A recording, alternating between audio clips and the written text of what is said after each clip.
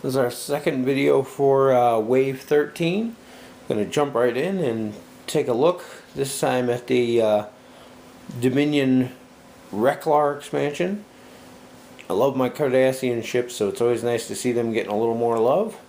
And we'll get right in and take a look. Here we have our Cardassian Galor-class dial. Exactly the same as the previous Galor classes, so nothing new and hidden in here. That's 5 forwards. Always nice to see. There's our Cardassian Galor class. Pretty straightforward maneuver dial. Lacks the 1 tight turns. Has all the 2s and 3s. Of course the tight turns are red. And then that 4 and 5 forward to get you where you need to be. We have our named Reklar. It's unique. 4 attack, 1 agility, 4 hull, 4 shield. We have 1 tech upgrade, 1 weapon upgrade, 2 crew upgrades for 26 points. You have evasive, target lock and scan. As an action, you can place a battle station token by your ship. Each time you defend this round, you roll +1 defense dice. Always nice to see battle stations. The additional effect on that one's pretty cool. The catch to this is there's a lot of things that let you do abilities on your bar as a free action, and because it's a ship's action, not on the bar, it won't count for those. But still very nice to see that on there. And we have our generic Galor class. Use 1 shield. Use 1 crew upgrade for 24 points. It's exactly the same as all our previous generic Galors, so it's kind of nice in that respect, but also a little annoying that some of the other generic ones have some different slot loadouts, where all the Galors have been the same so far, but it's such a good ship anyway, it really doesn't matter. For captains, we have Gul Madrid. Captain skill is 7, which is nice, for 5 points, 1 elite talent. As an action, you can target a ship at range 1 to 3. If the captain on the target ship has a lower skill number than Gul Madrid, discard that ship's captain and Gul Madrid. If the captain on the ship has a skill number equal to or greater than him, the captain rolls 2 defense dice, and if at least 1 battle station result is rolled, do not discard that ship's captain or Gul Madrid.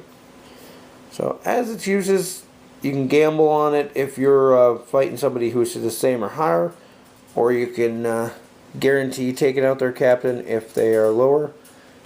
I don't know if I want to sacrifice my own captain for that, but definitely I can see where it would be useful in certain situations.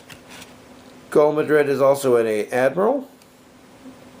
It gives you a +2 to your captain skill. Then that ability becomes a fleet ability.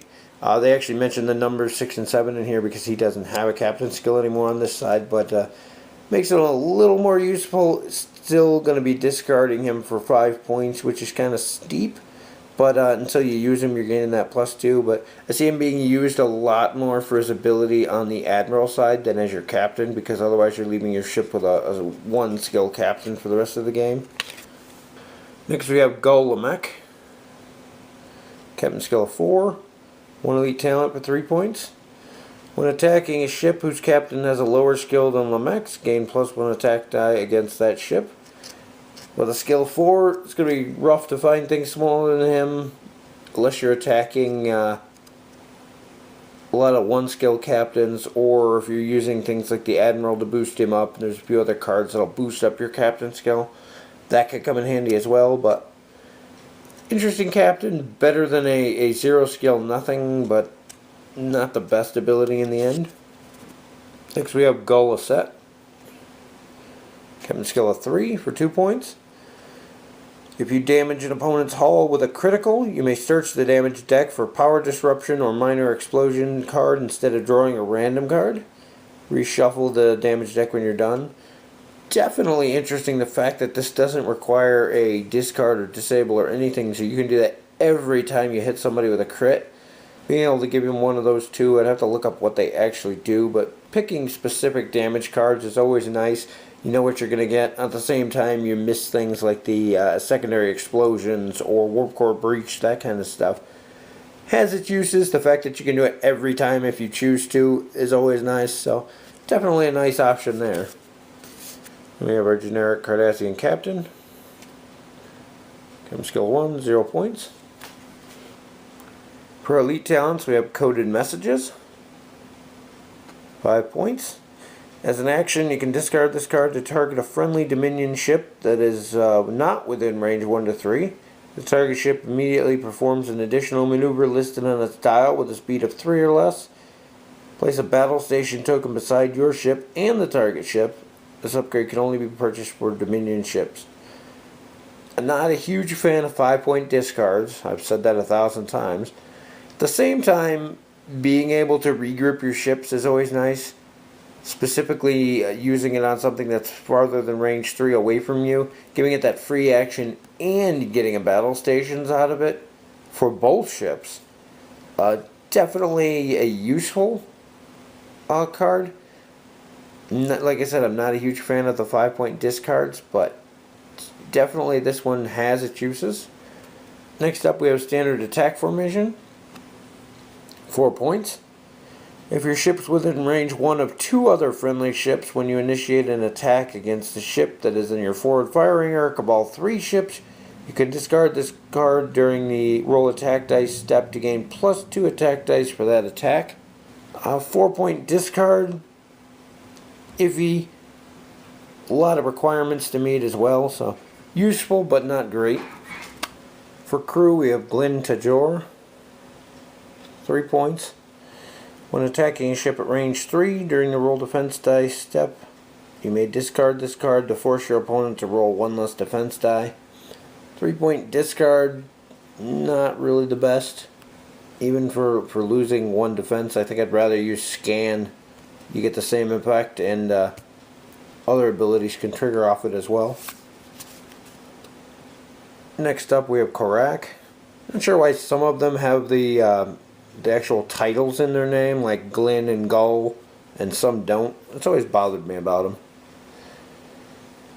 them. 2 points. As an action, you can increase your captain's skill number by 3 until the end phase. We have our reminder token for that, for use with Korak.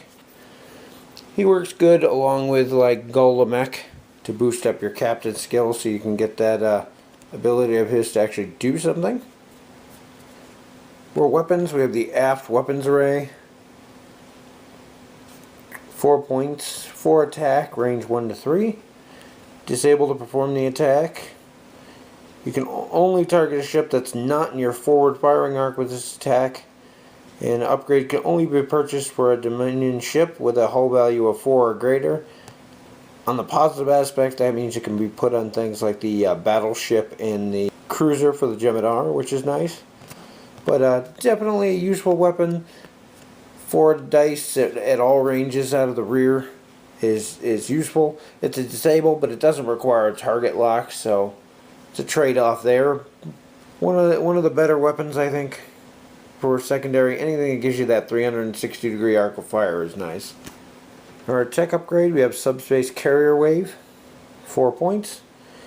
As an action, you can discard this card to target a ship range 3. Roll 4 attack dice. For each hit or crit, disable a captain or crew upgrade of your choice on the ship if possible. As an action, definitely has its uses. If it was a disable instead of a discard, I would say definitely worth it. 4-point discard is kind of rough. At the same time, the ability to take out captains is very rare, so having that in there is nice. It's only a disable, it's not a discard as far as the things you're affecting. But definitely taking out an enemy captain at a important moment is definitely worth the chance. It is a risk because you're rolling dice, but at the same time, the chance is always there. If you roll at least 1, you get to pick, so take the captain first. As for the rest of the expansion, you got our normal auxiliary and critical. We have a couple of reminder tokens, 4 shields, evasive, target lock, and scan tokens. Target lock F2 this time. Disable token for various things. And we have our Admiral token and our fleet action. We have our additional rules card for admirals. Explains how they work and how fleet actions work. Mission this time around is McAllister C-5 Nebula. Haven't gotten a chance to play it in a while, so I'm behind on the missions. Definitely looks like a Cardassian controlled mission here by the look of it. There's special rules for being in the nebula. And then our win conditions. Federation wins by destroying all Cardassian ships. Cardassian wins by destroying all Federation ships. It looks like it's a little slanted in favor of the Cardassians, which is always nice to me. For the ship, it's the exact same model that we had before. Love the Galor-class ships. Lots of detail in there, but again, as with all of them, there isn't that much paint on there, so you definitely need to do a wash or something to bring out the detail and make it shine. And for people who are always asking, the bridge actually should have a slight downward slant on there. Some people complain that they're not right, but the way it's built, that's the way the ship should be. We have our Reklar base. You see there that 180-degree front arc. That's why I like the Galor classes so much. And the same thing on the generic class. All in all, pretty good expansion. Definitely for Dominion players, even more so for people like me who prefer the Cardassian specific. Another Admiral is always nice. Lissette has some interesting abilities. The aft weapons array is a very nice upgrade. Definitely all around a good thing. Can never say no to another Galor class as well. I already own 3, so this actually makes 4 for my collection. And not really much else to say for that one. So that's it for this video, and I'll see you in the next one.